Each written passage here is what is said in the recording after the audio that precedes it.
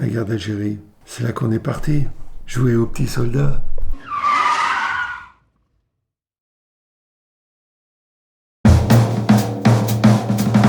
Egon Claude, né le 24 septembre 1942. De 1962-1963. Ma guerre en Algérie.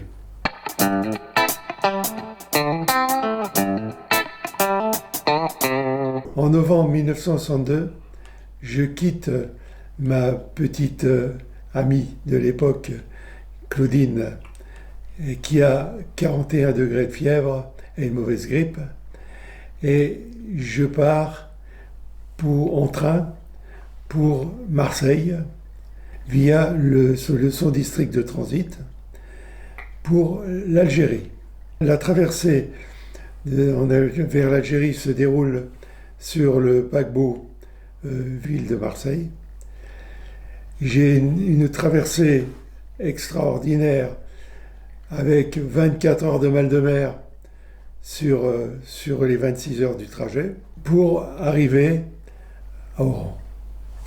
Je débarque après 26 heures de mer à Oran, mais le mal de mer ne me quitte cependant pas parce que j'ai encore pendant plus de 6 heures. Ça, c'est caractéristique de ceux qui traversent longtemps et qui ont le mal de mer longtemps. Donc ensuite, nous embarquons dans des camions qui nous conduisent à Mascara, endroit où où je vais être mobilisé pendant plus de 6 mois. J'arrive donc à Mascara, après 6 heures de transport en camion, et je découvre une ville très différente des villes rencontrées jusqu'alors. C'est une région montagneuse qui n'est pas chaude du reste. Mascara est une ville dans la montagne, entourée de vignobles très réputés. Le vin de Mascara est très réputé. Et donc je vais séjourner pendant plus de 6 mois dans cette ville, faisant des simulations de combat. La guerre est finie, mais elle est finie un petit peu seulement. C'est-à-dire il se produit des événements, on ne sait pas si c'est... On entend tirer, on ne sait pas si c'est la guerre ou si ce sont des exercices. À Mascara, je découvre des militaires qui ont déjà 30 mois d'armée. Ils ne sont pas faciles à manipuler. Enfin, ensuite, au bout de 3 mois de séjour, je suis muté à Mostaganem pour faire mon peloton de sous-officiers, qui doit durer 2 mois. À la sortie de ces 2 mois de peloton, qui ont été merveilleux parce que j'étais avec des gens, tous des gens qui étaient sursitaires, qui avaient des bagages intellectuels très élevés, ce qui faisait que le séjour était très très agréable avec eux. Et après ces 2 mois de peloton de sous-off, je retournais à Mascara et je partais en permission en France pour 1 mois. J'étais à l'école, j'étais allé à l'école de sous-officiers. Je faisais des exercices militaires normaux. À mon retour de permission, j'ai été muté à Philippeville. Je suis redescendu à Oran pour aller à Philippeville. Et là, quelle ne fut pas ma surprise, mon bataillon n'était plus à Oran. Je suis parti en chemin de fer vers Philippeville via Alger. Donc j'arrivais à Philippeville où j'étais instructeur dans une section d'instruction. Je recevais tous les mois des nouvelles recrues qui venaient de tous les coins de France. J'ai reçu des Bretons, j'ai reçu des Alsaciens, j'ai reçu des Lorrains, et ça qui m'a permis d'analyser le caractère des gens, très différents suivant leur origine. Les formations des nouvelles recrues duraient 2 mois, et ensuite on recevait d'autres recrues. C'était très plaisant et valorisant. Je faisais la fonction de chef de section parce que mon chef de section, ça coulait douce. C'était pour moi très intéressant. J'avais la belle vie aussi parce que je pouvais aller chaque jour très longtemps à la plage. Et donc, c'était pour moi très gai de pouvoir me distraire.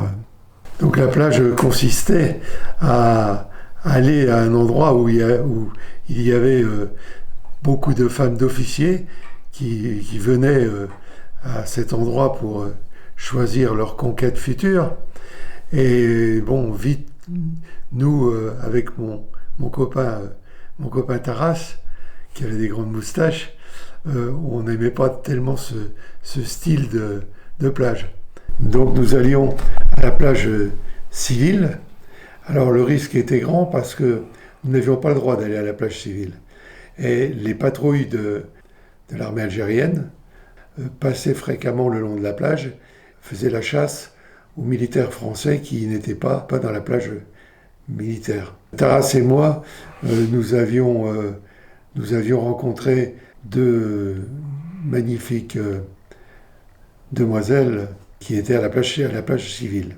C'était bien sûr plus gai que les rombières de la plage militaire. On a cru qu'on allait se faire attraper à la plage parce que un jour on a vu arriver un colonel et on a dit ça y est, on est fait quoi. Et le colonel a sauté au cou des deux filles, c'était leur oncle. Alors on respirait puisque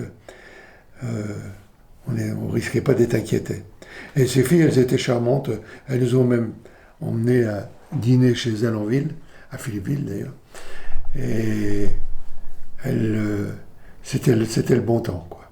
Ouais, j'ai parlé beaucoup de la plage comme si je m'amusais tout le temps. En réalité, les gradés étaient chargés de former les nouvelles recrues. Nous les formions à différentes activités, les activités militaires, qui consistaient à faire de l'instruction sur le tir avec les armes, des grandes marches pour jouer à la guerre.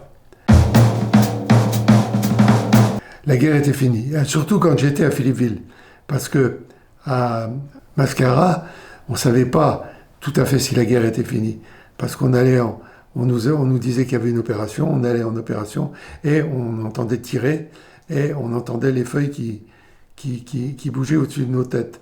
Donc on restait quelquefois couché pendant 2 ou 3 heures, et on ne savait pas si on était attaqué ou si c'était des manœuvres. Voilà. À Mascara, nous avions une piscine et avec des installations sportives. Et la nuit, nous montions la garde à côté, parce que pendant la nuit, les indigènes participaient à la dégradation de ces installations. Tout au début, j'étais chargé de la garde de nuit. On était dans un corps de garde, et mes collègues qui étaient des anciens m'avaient dit qu'il y avait des gens qui pendant la nuit risquaient de passer pas loin du poste de garde, et il ne faut pas nous déranger pour rien. Donc moi j'étais à l'intérieur du poste de garde, et à un moment donné j'ai entendu qu'on grattait à la porte, oui. Donc j'étais prêt, je croyais que le poste de garde était attaqué, j'étais prêt à tirer à travers la porte quand les autres militaires qui étaient avec moi se sont réveillés et m'ont dit « Tire pas, c'est le chien !» Parce qu'il y avait un chien, ils ne me l'avaient pas dit. Il y avait un qui avait un chien qui était parti se promener dans la nature, quoi. Ouais, bon, ça c'est un détail.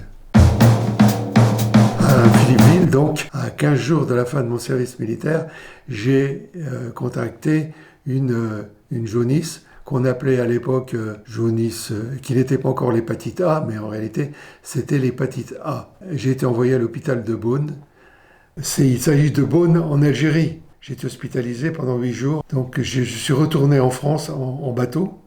Après, Claudine est venue me voir à l'hôpital de Metz. Quand j'étais parti au service militaire, je pesais 85 kilos. Et à la sortie de mon service militaire, juste avant d'avoir la jaunisse, j'étais tout content parce que je pesais 85 kilos. Mais à la fin de mon séjour dans les hôpitaux, je faisais 70 kilos.